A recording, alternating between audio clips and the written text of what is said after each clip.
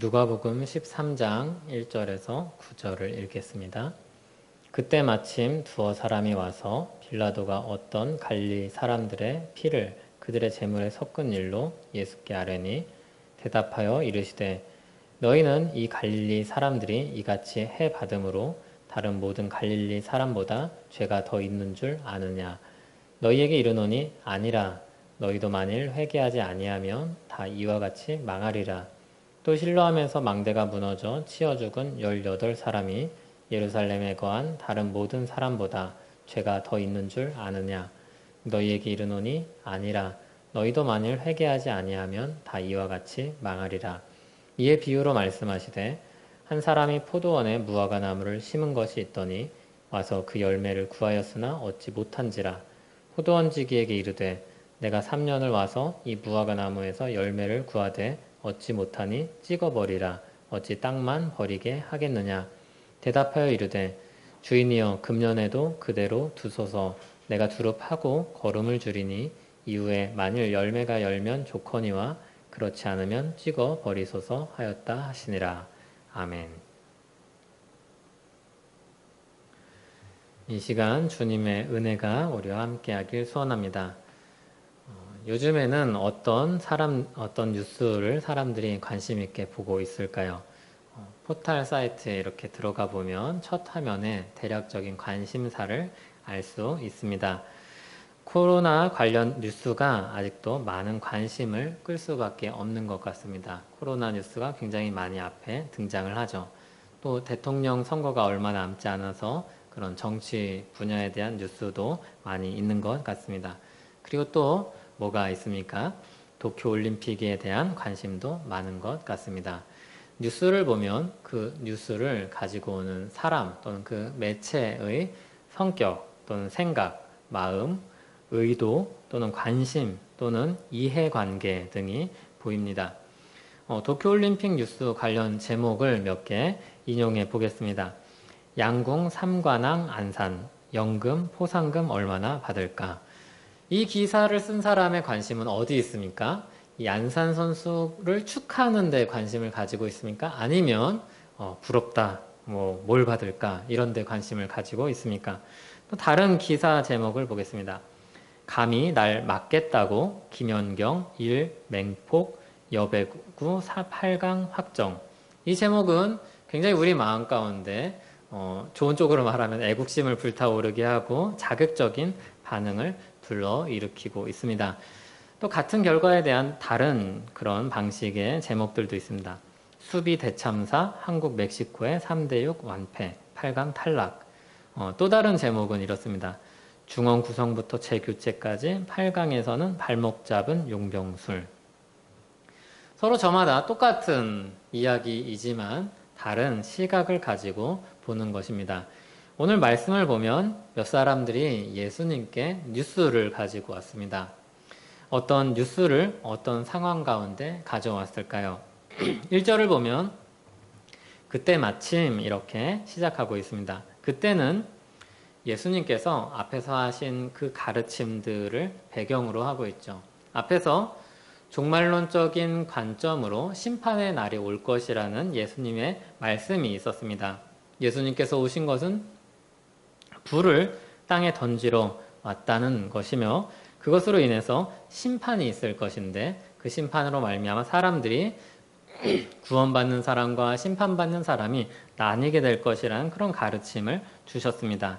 그 심판의 날이 오기 전에 재판관의 그 재판정 앞에 서기 전에 해결해야 될 문제들을 해결해야 된다고 예수님은 가르치고 있었습니다. 그렇게 마지막 때에 대한 그런 가르침을 주고 있을 때 그때 마침 사람들이 이 뉴스를 가지고 온 것입니다. 빌라도가 저지른 끔찍한 일에 대한 소식이었죠. 갈릴리에서 벌어진 일이었습니다. 갈릴리 사람들이 제사를 드리고 있는데 빌라도가 그 사람들을 죽인 것입니다. 사람들을 보내서 그 사람들을 죽였는데 그 피가 제물에 다 뒤섞여 버린 것입니다. 아주 끔찍하기도 하고 제사의식으로 보면 아주 부정적이기도 한 너무나도 슬픈 소식이었습니다. 그런데 그 소식을 가져오는 사람들의 마음이 어떨까요? 말씀에 보면 이 사람들이 자기가 한 말로는 자신들의 생각을 드러내지 않습니다. 그런데 예수님의 대답을 보면 그 사람들의 숨어있는 마음이 드러나게 됩니다. 2절을 보면 예수님께서 이렇게 대답하십니다. 너희는 이 갈릴리 사람들이 이같이 해 받음으로 다른 모든 갈릴리 사람보다 더 죄가 있는 줄 아느냐. 이 말에는 뉴스를 가져온 이 사람들의 마음속에 뭐가 숨어 있다는 이야기입니까? 뭐가 들어있다는 겁니까? 아, 예수님, 이 사람들이 이렇게 끔찍하게 죽었어요. 이 사람들이 얼마나 큰 죄를 지었길래 저렇게 가게 되었을까요? 그런 생각이 이 사람들 마음속에 들어있는 겁니다. 우리말에 이런 표현이 있죠. 아니 땐 굴뚝에 연기 날까. 많은 경우 이게 잘 들어맞는 그런 말이지만 이 명제 자체는 사실은 진리는 아닙니다. 그래서 언제나 이게 사실로 적용되지는 않는 것입니다. 아니 땐 굴뚝에도 연기가 나기도 하지요. 사람의 생각이 얼마나 좁고 뒤틀려 있는지 모릅니다. 그래서 우리는 주의해야 합니다. 우리가 이런 소식들을 들으면 마음속에 어떤 생각이 듭니까? 아, 저 사람이 무슨 죄가 있어서 저렇게 비참한 상황에 빠지게 됐구나. 이런 생각에 빠지게 되는 것입니다. 예수님께서 3절에서 아주 분명하게 말씀을 하십니다. 아니라 너희도 만일 회개하지 아니하면 다 이와 같이 망하리라. 그리고 한 가지 사례를 더 들으십니다. 실로암에서 망대가 무너져서 18명이 죽은 그 사건 너희들이 알고 있지, 들었지. 그런데 예루살렘에 거한 다른 사람들보다 죄가 더 있어서 그 사람들이 그렇게 죽었는 줄 아느냐? 아니다. 그리고 똑같이 말씀하십니다. 너희도 만일 회개하지 아니하면 다 이와 같이 망하리라. 뉴스를 가져오는 사람들에게 무슨 생각이 있습니까? 그렇게 죽은 사람들과 자신은 다르다는 것이죠. 난 좀 괜찮은 사람이라는 것입니다. 그들보단 좀 낫다는 인식이 들어있는 것입니다. 예수님은 분명하게 말씀하십니다. 빌라도에게 죽은 사람도 실로암에서 사고를 당한 사람도 하나님 앞에 다 똑같이 회개해야 할 죄인이었고 이 소식을 전하는 사람 역시 똑같이 회개해야 될 죄인이었다고 말씀합니다. 우리는 이것을 주의 깊게 새겨야 합니다. 우리는 뉴스를 퍼나르기도 하고 어떤 뉴스에 반응을 하기도 하고 어떤 뉴스에 댓글을 달기도 합니다. 그때 오늘 말씀에서 나온 사람들과 같이 생각할 때가 있습니다. 마치 그 사람들을 비난할 자격이 있는 사람들인 것처럼 나는 이 사람보다 낫지? 이 사람은 어떻게 이렇게 잘못된 생각을 할까? 나는 이 사람보다 정확히 알고 있는데 이 사람은 틀렸어. 나쁜 사건을 퍼나를 때는 그것이 훨씬 더 심합니다. 이 사람 봐라. 이 사람 진짜 나쁜 사람이다. 자, 보세요. 이 사람 우리가 다 같이 비난을 해야 돼요. 그 이면에는 나는 이 사람을 비난해도 좋을 사람이라는 생각이 들어있는 것입니다. 우리가 올림픽 경기를 보면 흥분을 많이 하죠. 그래서 우리 편을 비난할 때도 있습니다. 그런데 그 올림픽 경기에 나간 사람들은 사실 굉장히 대단한 사람들입니다. 세계적인 클래스를 가진 사람들이죠. 국가대표로 나갈 정도면 굉장한 실력을 가지고 있고 그 상대 역시 굉장한 실력을 가지고 있는 사람들입니다. 세계에서 가장 잘하는 사람들끼리의 경기인데 일반인들이 우리가 그들을 보면서 저 사람이 뭐 못하네, 잘하네 이렇게 할 자격이나 사실 실력은 전혀 없는 것입니다. 다만 너무 몰입하다 보니까 그렇게 반응을 하기도 하는 것이죠. 교회에 대해서 우리가 말을 할 때도 이런 오류에 빠질 때가 많습니다. 교회에 대해서 신랄하게 비판을 하는 사람들이 있습니다. 얼마나 말을 잘하고 논리 정연한지 모릅니다. 내가 알지. 저럴 줄 알았어. 틀렸어. 잘못했어. 물론 비난받아야 될 일들이 교회에도 있습니다. 회개해야 될 일들이 있습니다. 그런데 그 말들이 누구를 향하고 있습니까? 주님의 교회를 향하고 있는 겁니다. 거룩한 공교회를 고백한다는 사람들의 말인 것이죠. 그들을 신앙 고백으로는 형제자매라고 부르는 예수 그리스도 안에 한 몸 된 형제자매로 부르는 사람들을 향한 말입니다. 어떻게 그런 생각을 가지고 있다면, 그런 생각에 완전히 사로잡혀 있다면 그런 식으로 쉽게 말을 할 수 있을까요? 오늘 말씀에서 뉴스를 가지고 온 사람들과 빗대어 본다면 여러분은 어떤 사람들입니까? 은혜를 우리의 정체성으로 가지고 있는 사람으로 말을 하고 뉴스를 퍼나르고 거기에 반응을 하고 있습니까? 아니면 오늘 본문에 나온 이 사람들처럼 그들을 비난하고 나는 괜찮은 사람인 것처럼 말을 하고 있습니까? 우리는 끊임없이 말씀을 통해 우리 스스로를 개혁하고자 힘써야 할 것입니다. 그냥 교회는 언제나 개혁되어야 된다는 것을 캐치프레이즈로 걸고 내 일이 아니라 우리의 일이라고 뭉뚱그려 놓고 멀리 둘 것이 아니라 나 자신을 그렇게 개혁하려고 애써야 할 것입니다. 주님은 이 두 가지 사건을 말씀하시면서 한 가지 비유를 더하십니다. 사람들이 모두 회개해야 될 처지인데도 왜 이 세상이 여전히 유지되고 있는가? 아직 멀쩡해 보이는가? 왜 아직도 멸망하지 않는가? 그런 질문에 대한 대답입니다. 예수님의 말씀대로라면 다 회개해야 될 죄인이라면 이 세상이 심판받아 마땅한데 왜 심판의 날이 아직도 오지 않는가? 그런 질문에 대한 대답이죠. 한 사람이 포도원에 무화과 나무를 심었습니다. 당연히 열매를 맺고자 했던 것이죠. 그런데 열매가 맺히지 않습니다. 1년이 지나고 2년이 지나고 3년이 지났습니다. 포도원 지기에게 주인이 말을 합니다. 3년 동안 봤는데 열매가 없구나. 찍어버려라. 땅만 버리고 있구나. 다른 걸 심자. 그때 포도원 지기가 뭐라고 대답을 합니까? 주인이여 금년에도 그대로 두소서. 내가 두릅하고 거름을 줄이니 이후에 만일 열매가 열면 좋거니와 그렇지 않으면 찍어 버리소서. 이 세상 사람들의 처지는 다 회개하지 않으면 멸망할 상태에 빠져 있습니다. 심판을 지금 받아도 이상하지 않고 뭐라고 할 만한 그런 게 없는 상태입니다. 열매가 없습니다. 오래 기다리셨죠. 3년, 아니 30년, 3000년 굉장히 오래 기다리셨죠. 그 이상으로 기다리셨죠. 역사가 계속되면 학문이 진보를 하기도 하고 기술이 발전을 하기도 합니다. 그러나 역사가 계속돼도 변하지 않는 것, 의에 대한 진보가 없습니다. 죄 문제를 해결하는 데 대해서는 전혀 발전이 없습니다. 그런 상황 가운데 있을 때 포도원 지기가 무엇을 합니까? 요청을 하죠. 설득을 합니다. 기다려주세요.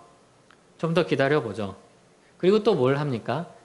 이 포도를 위해서, 이 무화과 나무를 위해서 제가 뭔가 해보겠습니다.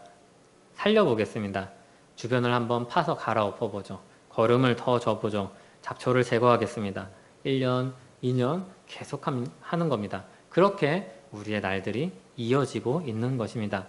농부의 끈기와 애정으로 나무를 살려내고 있는 그런 것입니다. 우리의 역사는 그 은혜 가운데 있는 것입니다.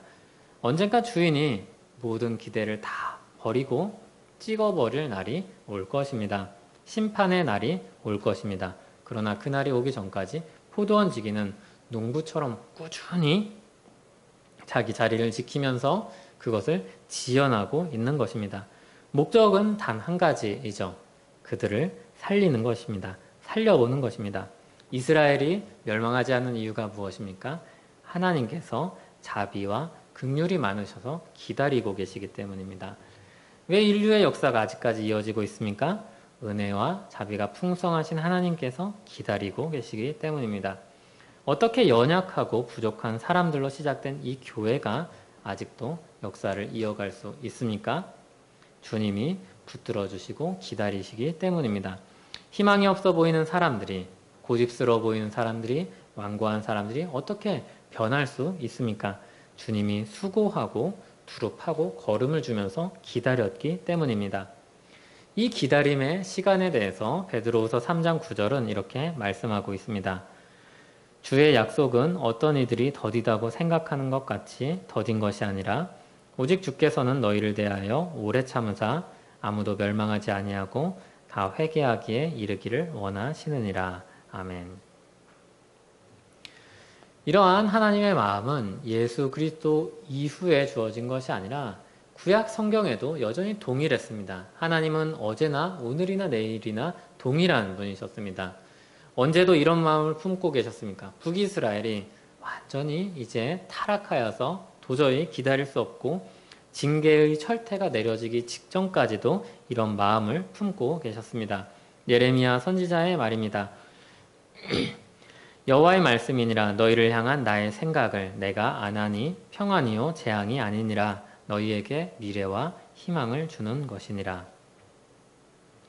하나님은 언제나 회복을 바라고 기다리셨습니다. 그리고 바라시는 것만으로는 충분하지 않다는 것을 아셨습니다. 그래서 구원의 계획을 세우셨고 그리스도를 보내셨고 자격이 없는 사람들, 능력이 없는 사람들, 멸망할 처지에 있는 사람들을 그리스도를 힘입어 구원의 은혜를 누리게 하셨습니다. 예수 그리스도를 통하여서 우리의 모든 죄에 대한 형벌을 대신 받게 하신 것이죠. 그 말씀이 우리가 요즘 읽고 있는 이사야서에서는 이렇게 예고되고 있습니다. 같이 한번 읽어보겠습니다. 상한 갈대를 꺾지 아니하며 꺼져가는 등불을 끄지 아니하고 진실로 정의를 시행할 것이며 그는 쇠하지 아니하며 낙담하지 아니하고 세상에 정의를 세우기에 이르리니 섬들이 그 교훈을 앙망하리라. 아멘. 사람들은 하나님의 은혜가 없으면 상한 갈대, 코인지 시들어버릴 갈대입니다. 꺼져가는 등불입니다. 얼마 남지 않은 것이죠. 하나님은 정의를 시행하시기로 마음을 정하시고 언제나 정의로우신 하나님이셨습니다. 그런데 정의를 시행하시되 상한 갈대를 꺾어버리지 않는 방식으로 꺼져가는 등불을 끄지 않는 방식으로 정의를 시행하는 방식을 택하셨습니다. 그것이 무엇입니까? 여호와의 종이신 그리스도를 보내서 상한 갈대가 처할 그 상황, 그 받을 형벌, 꺼져가는 등불이 당할 그런 진노를 대신 받게 하신 것입니다. 예수 그리스도께서 우리 죄를 대신 지시고 자기 목숨을 내어주시는 그 희생으로 말미암아 상한 갈대 같고 꺼져가는 등불과 같은 우리가 생명을 얻게 된 것입니다. 하나님의 정의가 실현되지만 그 정의가 너무나도 은혜로운 방식으로 실현되는 이 역사를 우리가 배우게 되는 것입니다. 우리는 예수 그리스도라는 우산 아래서 안전합니다. 하나님의 진노가 쏟아져도 예수 그리스도 안에서 우리는 안전한 것입니다. 그 은혜를 입은 수많은 사람들이 이 노래를 부르는 것입니다. 나 같은 죄인 살리신 주 은혜 놀라워 잃었던 생명 찾았고 광명을 얻었네. 이 노래를 지은 사람뿐만이 아니라 이 놀라운 은혜의 역사를 경험하고 믿은 모든 주님의 교회가 이 노래를 함께 부릅니다. 은혜에서 출발한 사람들의 노래요. 죄악된 세상에서 하나님께서 역사하시는 비하인드 스토리가 담겨있는 노래인 것입니다. 하나님이 쓰시는 역사입니다. 은혜의 역사입니다. 그 역사가 인류의 역사의 뒤에 숨어 있는 것입니다. 그리고 그것이 말씀을 통해서 드러나고 있는 것이죠. 우리는 참 많은 말들을 하고 살아갑니다. 여러 뉴스들을 접하고 또 전하기도 합니다. 우리 말들과 우리가 전하는 평소에 하는 그런 말들, 뉴스는 무엇입니까? 그것을 전하는 우리 마음속에는 무엇이 담겨 있습니까? 혹시 빌라도의 이 사건을 슬픔으로 전하는 것이 아니라 자신들은 심판에서 자유로운 사람인 것처럼 자신은 그것으로부터 자유로운 사람인 것처럼 비참하게 죽음을 맞이하지 않았으니 좀 괜찮은 사람인 것처럼 뉴스를 전하고 있지는 않습니까? 우리가 주님의 교회가 전하고 있는 말들은 무엇입니까? 우리가 은혜로 출발한 사람들이라는 것을 드러내는 좋은 방식은 대체 무엇일까요? 때로는 우리가 잘못된 것을 교정하고 바로잡기 위해서 논리정연하게 말을 해야 될 때가 있습니다. 제대로 된 정보를 전달해줘야 될 때가 있습니다. 그런데 그렇게 한다고 해서 사람들이 믿음을 가지지는 않습니다. 마음으로 굴복하지 않습니다. 그것으로 인해서 예수님과 가까워지지 않습니다. 그것으로는 충분하지 않습니다. 그 복음을 복음되게 하는 것은 이 은혜가 진짜 은혜라는 것을 그들에게 경험시켜 줘야 합니다. 정말 사람들의 마음을 움직이고 놀랍게 만드는 것은 무엇일까요? 분명히 이 복음을 잘 전달해 주는 것이 필요합니다. 그런데 그 말과 함께 더불어 우리의 삶과 우리의 말과 우리의 마음이 담겨 있어야 되는 것이죠. 앞서 언급한 노래 제목처럼 이 놀라운 은혜가 어떻게 해야지 가장 잘 드러나게 될까요? 우리가 은혜의 증인으로서 정말 그렇게 되기 위해서 필요한 것은 무엇일까요? 선교사님들의 이야기를 보면 그런 장면을 우리가 많이 보게 됩니다. 처음에는 열심을 내어서 주님을 향한 그런 열망이 있어서 복음을 전하기 위해 자기 힘으로 애씁니다. 그런데 실패하죠. 사람들이 받아들이지 않습니다. 분명히 복음의 내용을 들고 있는데 좌절됩니다. 그렇지만 그럼에도 멈출 수 없기 때문에 계속해서 그 자리를 지키고 포기할 수 없어서 거기서 복음을 전합니다. 그러던 중에 하나님께서 길을 열어주시고 인도하시는 방향을 발견하게 됩니다. 인도 전역을 맨발로 다닌 원주민 선교사 이야기를 하나 들려드리겠습니다. 하루는 유난히 복음을 사람들이 받아들이지 않습니다. 말을 걸어도 다 거절합니다. 그때 마음이 너무 지치고 낙심이 되어서 그 마을 입구에 있는 한 나무 아래서 잠이 들어버렸습니다. 그런데 잠에서 깨니까 마을 사람들이 다 둘러서서 자기를 보고 있는 겁니다. 무슨 일인가 싶어서 어리둥절해 있는데 마을 대표가 그렇게 서 있는 이유를 설명합니다.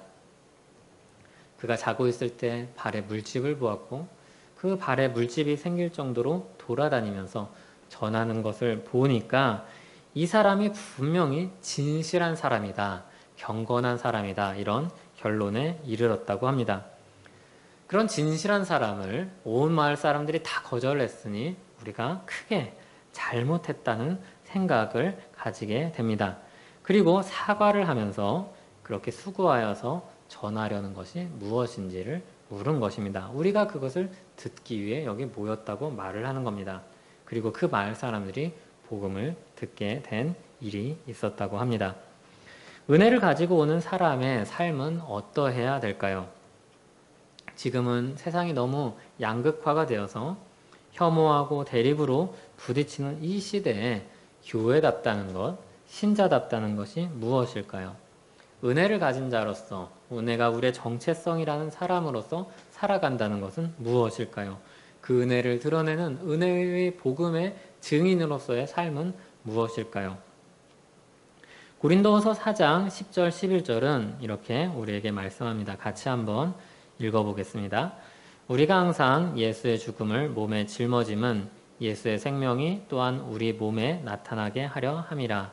우리 살아있는 자가 항상 예수를 위하여 죽음에 넘겨짐은 예수의 생명이 또한 우리 죽을 육체에 나타나게 하려 함이라. 아멘. 정말 예수의 생명, 그 은혜가 우리 삶 가운데 나타난다는 것은 어떤 것일까요? 우리가 그렇게 하기 위해서 살아가는 삶의 방식은 어떠해야 될까요? 의시되는 것, 은연중에 자신을 높이는 것, 그런 것들이 아닐 것입니다. 그거보다는 자신을 낮추고 나도 낮은 사람, 다 회개하지 않으면 멸망받을 똑같은 사람 중에 한 사람인데 은혜를 받아서 이 은혜를 누리는 삶을 살고 있다는 그 말을 하고 그런 방식으로 살아가는 그런 삶일 것입니다. 거기에는 뭐가 들어있죠? 우리 연약함도 들어있을 것입니다. 우리 실수도 들어있을 것입니다. 우리 부끄러운 삶도 들어있을 것입니다. 우리 잘못도 있을 것입니다. 우리 허물도 포함되어 있을 것입니다. 부끄러운 과거도 들어있을 것입니다. 우리도 회개하지 않으면 멸망할 죄인들이지만 은혜 받아서 구원받은 사람이라는 이 생각, 이 마음, 그리고 그 삶이 우리를 은혜의 증인된 삶으로 이끌어 갈 것입니다. 그 풍성한 은혜의 진한 향기가 우리에게 있기를 간절히 소원합니다. 하나님 앞에서 우리를 낮출 때 하나님께서 우리를 들어 쓰실 것입니다. 우리를 영광의 찬송으로 은혜의 증인으로 사용하실 것입니다. 기도하겠습니다. 하나님 아버지, 우리가 주님의 은혜로 말미암아 구원을 받았습니다. 우리의 정체성은 예수 그리스도로 말미암은 은혜 위에 서 있습니다. 우리도 다 회개하지 않으면 멸망받을 죄인에 불과하지만 예수 그리스도의 은혜로 그 멸망을 대신 받으신 분을 붙잡고 우리는 구원의 은혜를 누립니다. 우리가 이 사람으로서 한편으로는 예수 그리스도로 말미암아 담대하며 또 한편으로는 우리의 연약함과 우리의 나약함으로 인해서 하나님 앞에 엎드리고 하나님을 의지하면서 살기를 원합니다. 그것들이 우리의 말에 묻어나게 하여 주시고 우리의 행동에 나타나기를 원합니다. 우리가 그렇게 은혜의 진한 향기를 나타내고 풍기는 삶 살 수 있도록 이끌어 주시길 간절히 소원합니다. 예수님 이름으로 기도합니다. 아멘.